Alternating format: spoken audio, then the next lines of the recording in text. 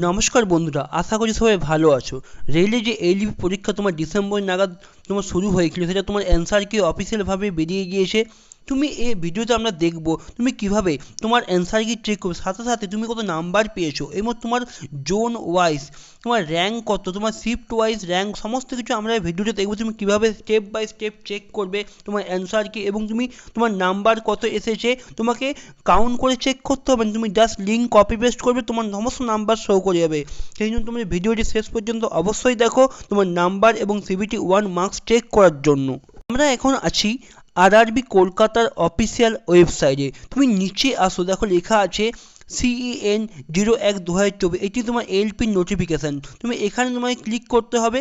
এখানে ক্লিক করে দেখো নতুন করে কোনো কিন্তু নোটিশ দেওয়া হয়নি যে তোমার অ্যান্সার কি দেখার জন্য। তোমাকে কী করতে হবে, তোমাকে নিচে আসতে হবে।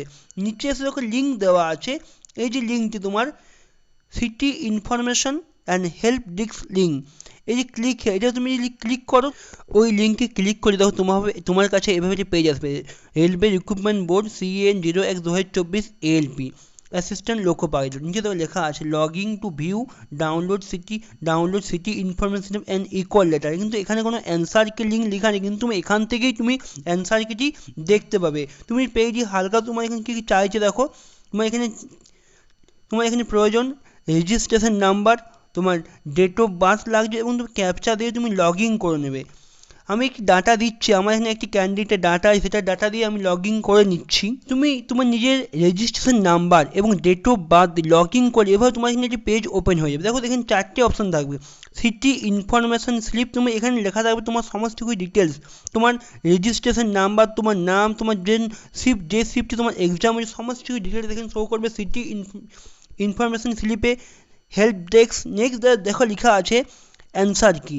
এই অ্যান্সার কিও তোমাকে ক্লিক করতে হবে। এই অ্যান্সারে ক্লিক করলে তোমার অ্যান্সার তোমার সামনে শো হয়ে যাবে।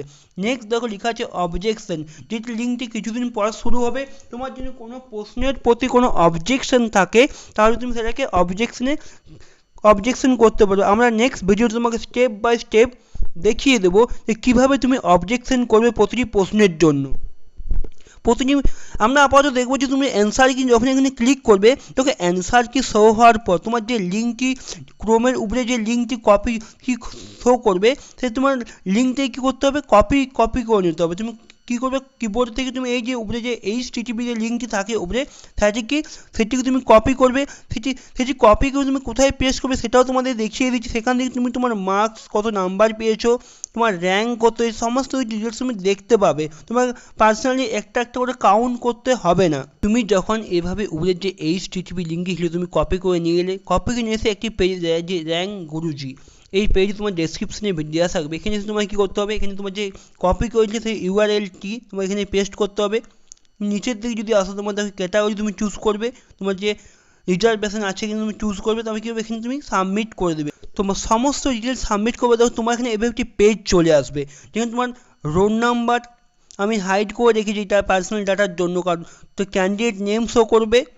টেস্ট সেন্টার দেখো TCS গীতবিতানের পরীক্ষা হয়েছিল, এক্সাম কবে হয়েছিল 27 নভেম্বর, শিফট 3 নাম্বার শিফটে এক্সাম হয়েছে তোমার। দেখো টোটাল 75 নাম্বার কোশ্চেন ছিল, 55টি প্রশ্ন ঠিক করেছে, ভুল 4টি, মানে টোটাল অ্যাটেম্প হয়েছিল 59টি অ্যাটেম্প করেছিল। র মার্কস কত হয়েছে যে 53.68 র মার্কস এসেছে। তুমি দেখো তোমার যেখানে র মার্কস আসছে এটা কিন্তু তোমার এখানে মনে করো 53.68 এসেছে র মার্কস। আমি এটাকে মোটামুটি তুমি যদি আউট অফ, আমি 54 ধরবে, তুমি এটাকে প্রথমে 75 এটাকে আউট অফ 100-এ প্রথমে ক্যালকুলেশন করা হবে। তো মোটামুটি তুমি যদি ক্যালকুলেশন করো, তোমার এটা মোটামুটি 72 সামথিং আসবে।